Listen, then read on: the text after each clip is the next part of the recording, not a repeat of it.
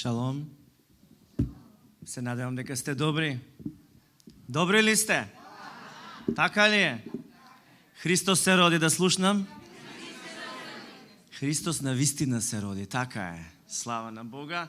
Дали вие се бакнавте утрово, дали се поздравивте, дали се прегрнавте и благословивте во името на Јешуа? Ајде да видиме. Започнувајте, лево-десно. Така е.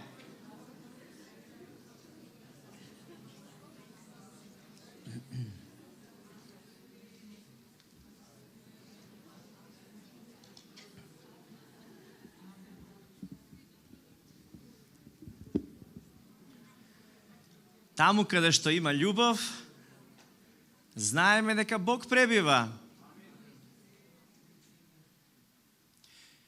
Сето тоа е Божја промисла, таа љубов која што ја чувствуваме, тоа единство, таа сплотеност која што ја имаме, тоа е дар од Бога. Кога зборуваме за Христовото раѓање, односно за Божик, за овој празник, треба малку повеќе да обрнеме внимание и работите не да ги земеме здраво за готово, туку да размислиме.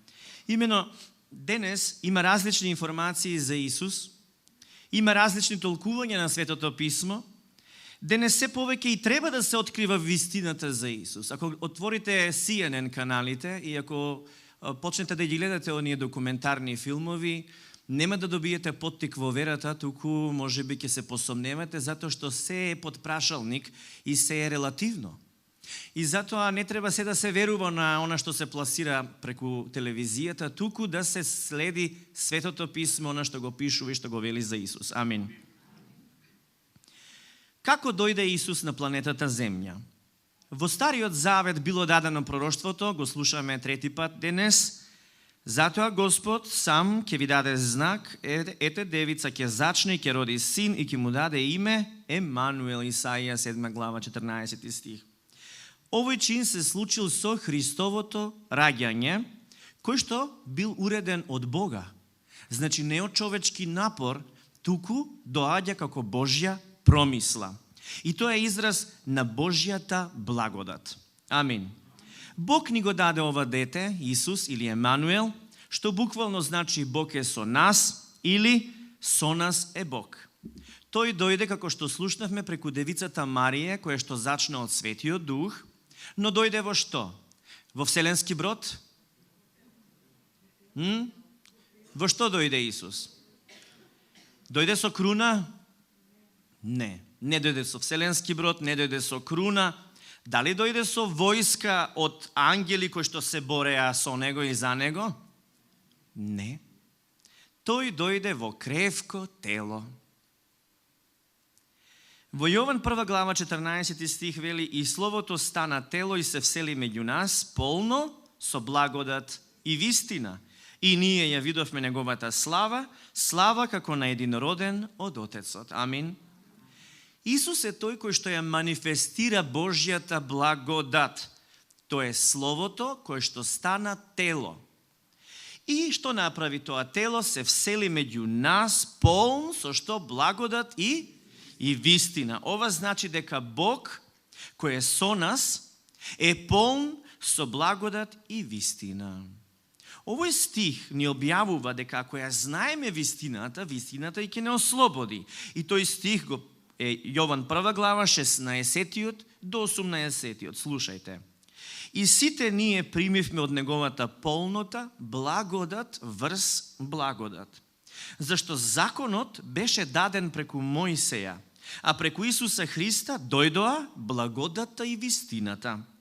Бога никој никогаш не го видел. Единородниот син, Бог, кој е во прегратката на таткото, тој го објави. Благодата е вистина што не ослободува, а не законот кој што беше даден преку Мојсеј. И дотогаш владееше законот преку Мојсеј и тој беше основа на јудеизмот. Законот или 10 Божји заповеди кои што се на страната на Мојсеј се една страна, додека благодата од Господа заедно со вистината се на страната на нашиот Спасител Исус Христос.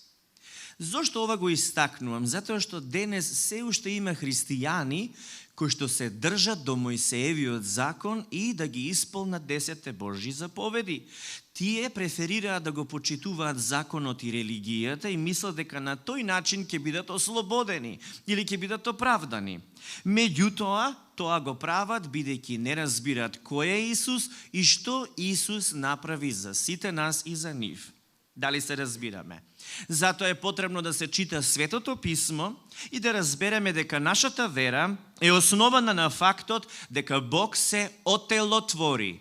Значи Бог се отелотвори. Тој дојде во физичко тело и е со нас, односно Емануел. Во Прво Јованово послание 4 глава примаме предупредување, кое што би сакал да го споделам со вас и се однесува за ова време.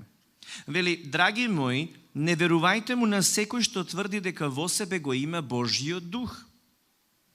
Проверувајте дали духот што е во нив е од Бога, бидејќи по светот се појавија многу лажни пророци. Вака ќе проверите дали некој во себе го има Божјиот дух. Ако проповеда дека Исус Христос дојде во човечко тело, тој е од Бога. Секој што не му оддава признание на Исус не е од Бога, туку е од Антихристот. За Антихристот сте слушнале дека ќе дојде. Тој е веќе присутен во светот. Значи, како ќе провериме дека некој е воден од Божјиот Свети Дух? По тоа што тој ќе ја признае вистината дека Исус дојде во тело. Токму тоа е индикацијата која што ќе открие кој е и од Антихристот. Нели? Имено, токму тоа е заблудата која што ѓаволот сака да ја наметне. А што сака да наметне? Тој сака да ја поткопа вистината и сака да наметне погрешно верување дека Исус не дошол во тело. Дека е измислен лик. Дека тоа може би бил само некој си пророк. И тоа ѓаволот нема да бира средства за сето тоа да го направи. Ќе користи медиумска кампања и ќе го прави сето тоа брутално. Но ние треба да обстоиме на вистината која што ја откриваме од Светото Писмо. Амин.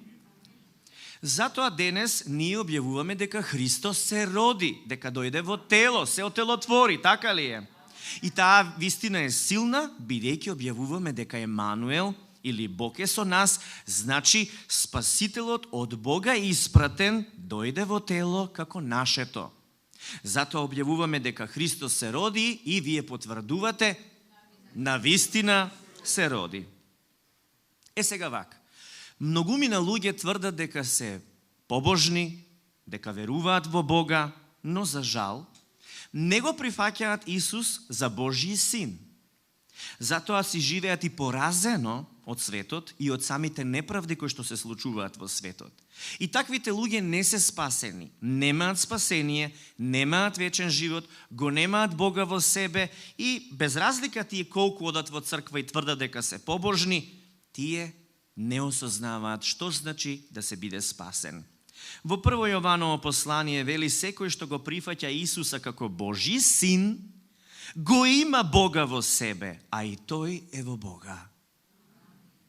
Ако некој верува во Бога и разбира дека тој е создател на се што дише и трепери, дека тој е татко на се што е родено, тогаш ќе го прифати и неговиот возљубен син.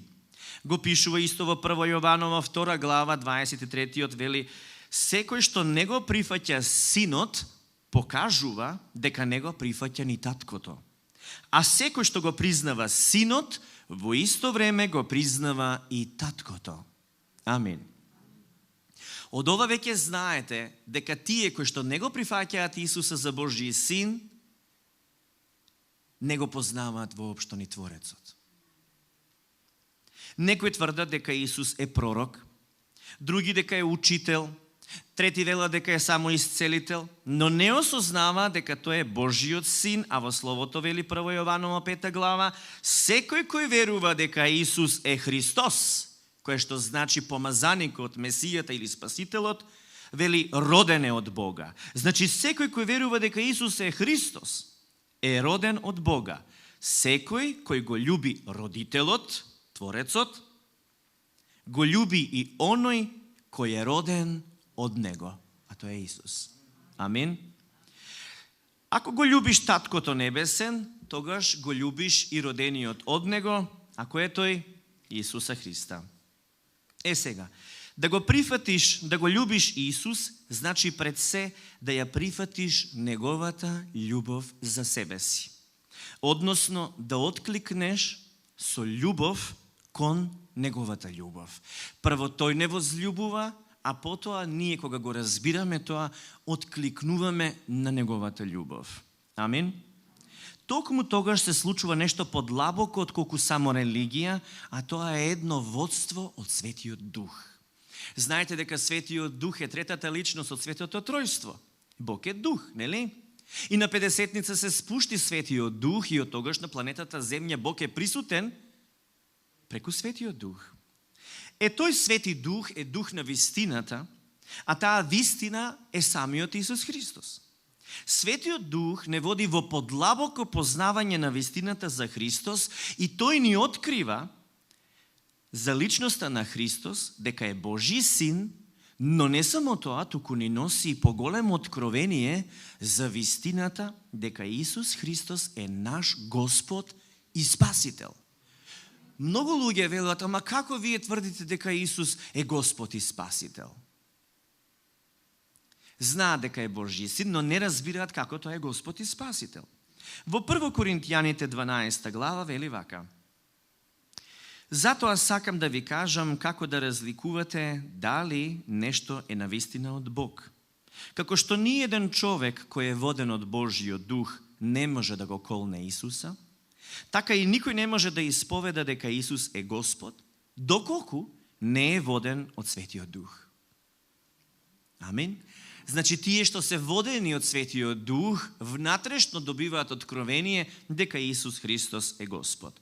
Луѓето кои немаат откровение за тоа дека Исус Христос е Божји Син и дека е нивни Господ и Спасител, тие не се водени од Светиот Дух, зашто само Светиот Дух дава сила и јаснотија за вистината кој е Исус Христос.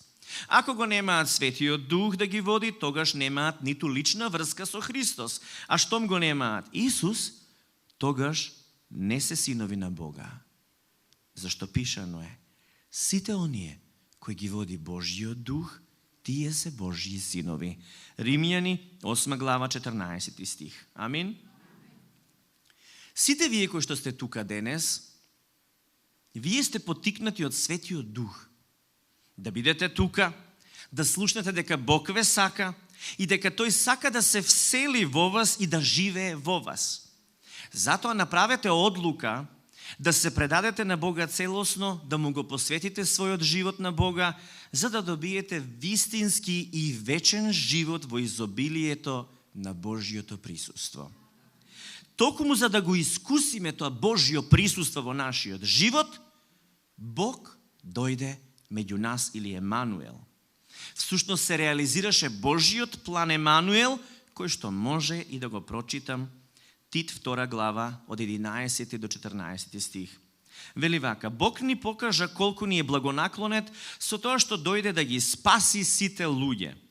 Не поучи да се откажеме од безбожниот начин на живење и од световните похоти, па да почнеме да живееме разумно, праведно и побожно, очекувајќи го тој прекрасен ден на кој се надеваме, кога величествено ќе се врати нашиот велик Бог и Спасител Исус Христос.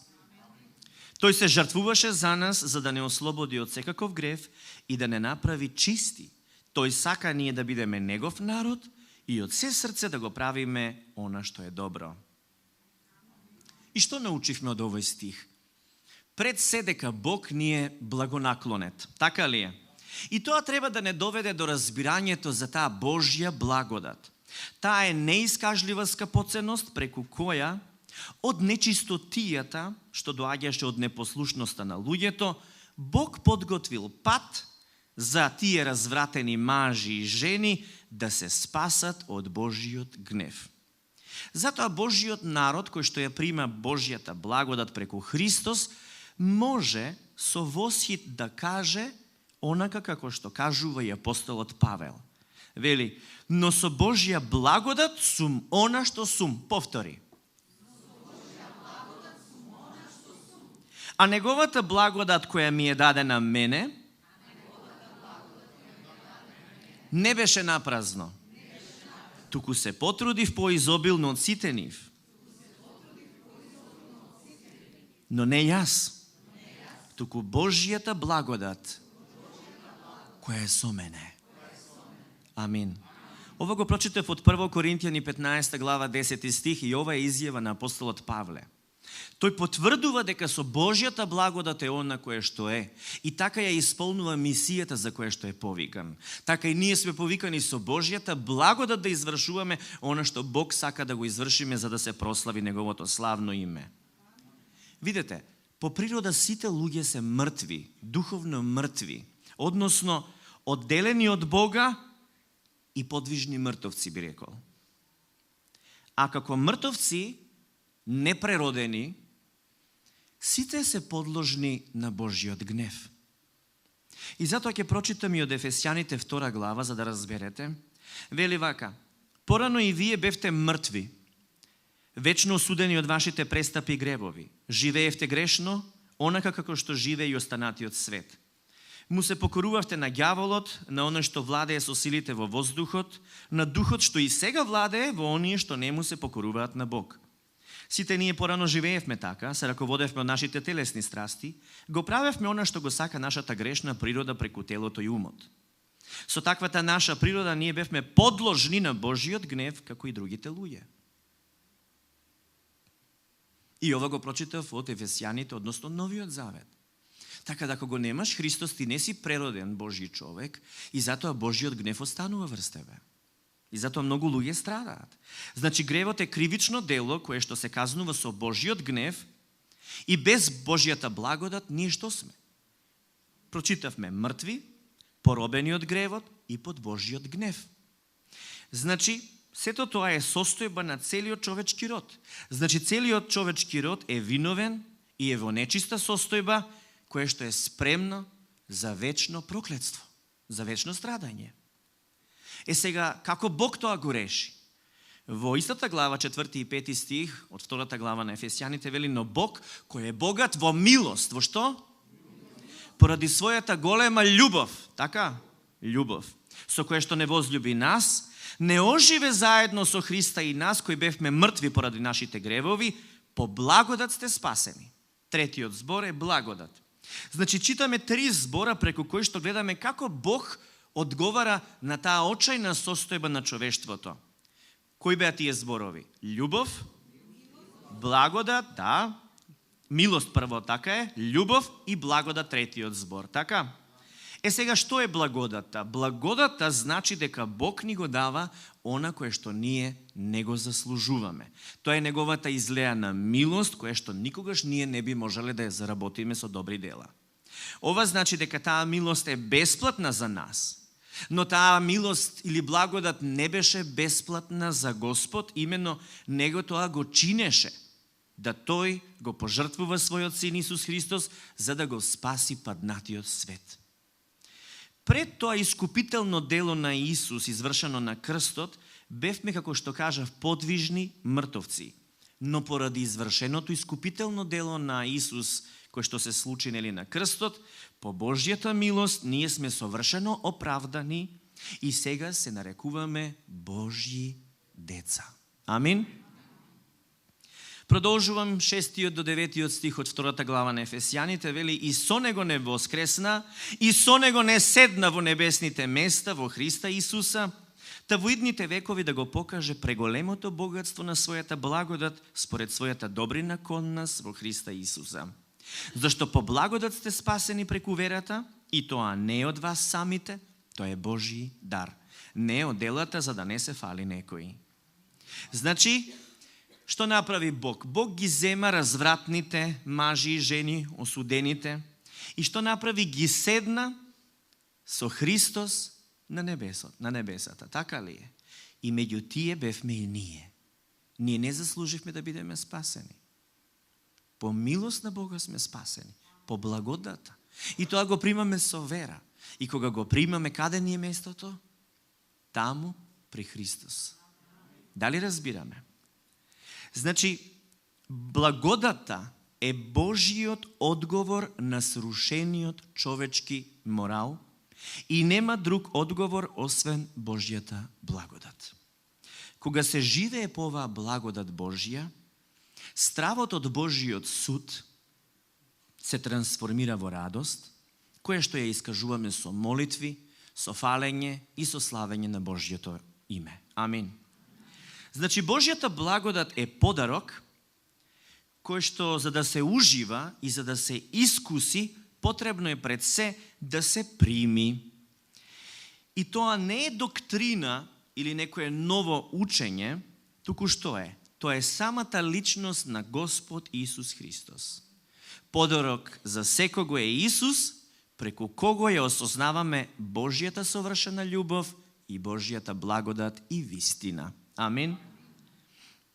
Сега, некои луѓе кои што сакаат да се побожни и сакаат да угодат на Бога, тие се обидуваат тоа да го прават со своите постапки, со почитување на обичаи, традиции, ритуали или религија, мислејќи дека на тој начин ќе се оправдаат пред Бога и ќе им се смири совеста.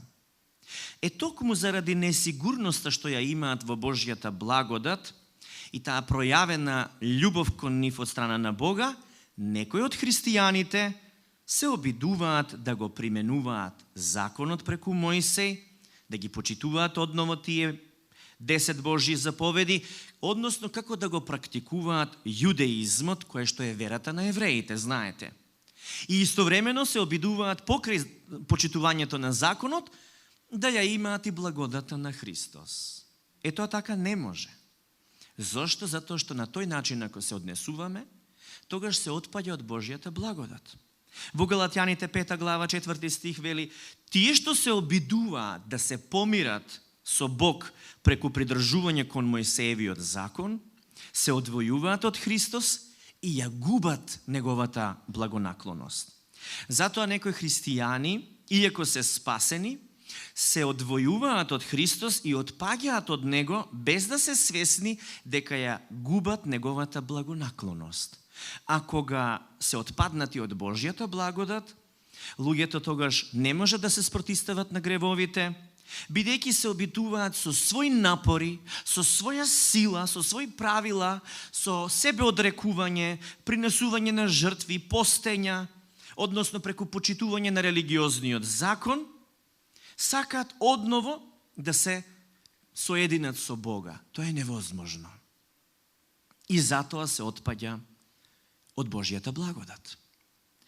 Законот, совршениот стандард за праведност и светост, само Исус тоа го исполни.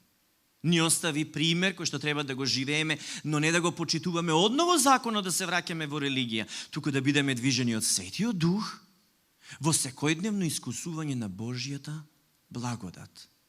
Амин. Во Евреите 10 глава вели 28 и 29 стих: кога некој го презре Мојсеевиот закон, умира без милост во присуство на двајца или тројца сведоци. Колку полоша казна мислите дека ќе заслужи оној кој го подгазил Божиот син и ја смета нечиста крвта на заветот со која бил осветен и го навредил духот на благодата.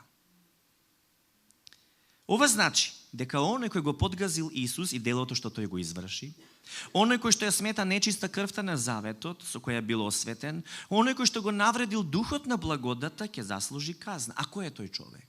Кој прави така? Тоа е оној откако слушнал за Евангелието, ја примил благодата на Господа, сепак одново се враќа во религија и одново го почитува законот, на тој начин го погазува Исус, ја смета Исусовата крв како да не е доволна, како да не е света и го навредува духот на благодата.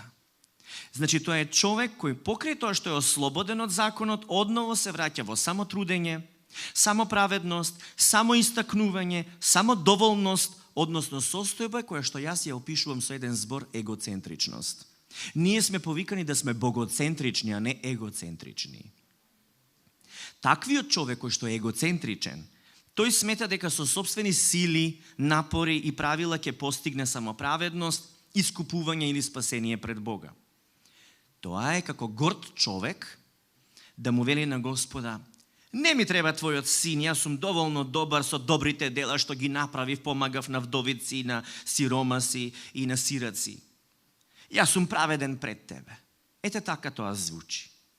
Но без Христос следува само смрт, бидејќи само преку Христос имаме праведност. Зошто? Затоа што само Тој го исполни Божиот закон, кој што е критериум за совршена праведност и светост, и тој нас не ослободи за ние да не мора да исполнуваме веќе религија, правила и различни религиозни норми. Затоа Павле вели: значи ние сме слободни, Христос не ослободи. Држете се цврсто до таа слобода и не дозволувајте повторно да ви го стават јаремот на робството, односно Мојсеевиот закон. Галатјаните 5 глава 1 стих. Амин.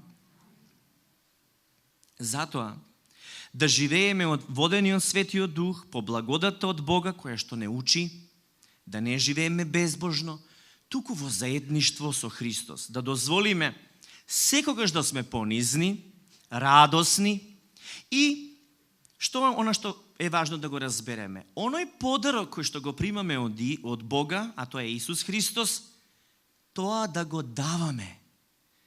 Да не даваме од себе, затоа што можеме ние од себе да дадеме? Шнола, мастика, 100 денара. Што друго? Она што е најскапоценно и кое што не може да се купи, да се плати, тоа е да се подели Евангелието и што друго? И самата вистина за тоа кој е Христос. Тоа е подарокот кој што го подаруваме. Значи не подаруваме нешто од себе, туку од Исус кој што е во нас. Тој ни овозможува да го разделуваме него низ љубов, посветеност, верност и искреност. Затоа мојот повик за овој Божике да останеме лојални, верни, како што слушнавме и од братот Јане, да останеме верни и на Бога со благодарност и кон Божиото ветување кое што гласи вака: и еве, јас сум со вас во сите дни до свршетокот на светот. Амин. Матеј 28 глава, 20 стих. Алелуја. Значи, кој е со нас во сите дни до свршетокот на светот? Затоа не е потребно да се плашите и да се сомневате дали ќе биде нешто лошо или добро. Ако пребивате во Бога, се знае дека секогаш Бог е благонаклонет на своите деца и го има најдоброто, бидејќи неговите совршени замисли се замисли за иднина, мир и надеж. Така ли е? Од Бога доаѓа најдоброто, но прашањето е дали ние остануваме при Бога, бидејќи некогаш дозволуваме проблемите да не оптеретат, грижите исто така, и наместо на престолот да владее и царува Исус Христос, дозволуваме нешто друго што е од светот да не води во животот. А тоа води во тага, во очај, во депресија, во разболување, во стрес. Тоа не е Божја волја за нас. Божјата волја ни се откри преку Исуса Христа, кој што исцелуваше болни, воскреснуваше мртви, ја изрази Божјата љубов кон нас, неговата благодат. Верувајте, Бог не сака вие да достигнете некое ниво на светост, па потоа да ве прифати. Бог ве прифаќа заради тоа што Исус го изврши на совршен начин. И ако веруваме во Исуса Христа, нашата идентификација е дека сме Христови чеда. Како такви, Бог на нас гледа како на свој чеда. Не затоа што ние заслуживме, туку затоа што Исус заслужи и затоа што Исус заврши се за нас.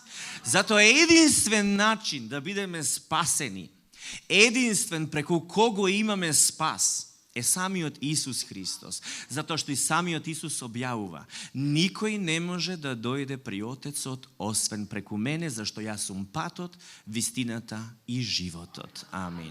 Да му дадеме слава на Бога со ракоплескање. Слава ти, Господе.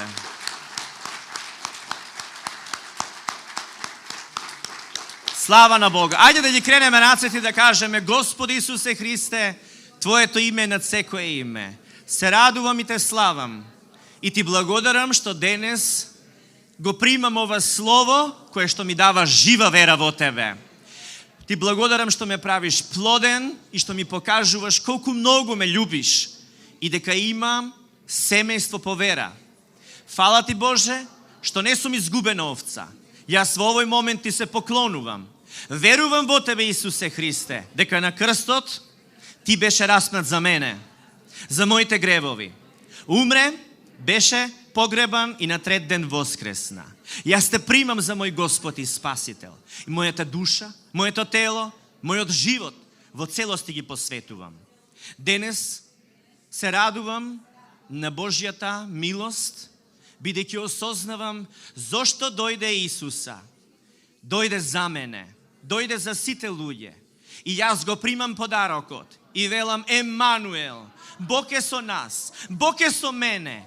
До свршетокот на сите дни, до крајот на светот, Бог е со мене, Бог е верен и никогаш нема да ме напушти.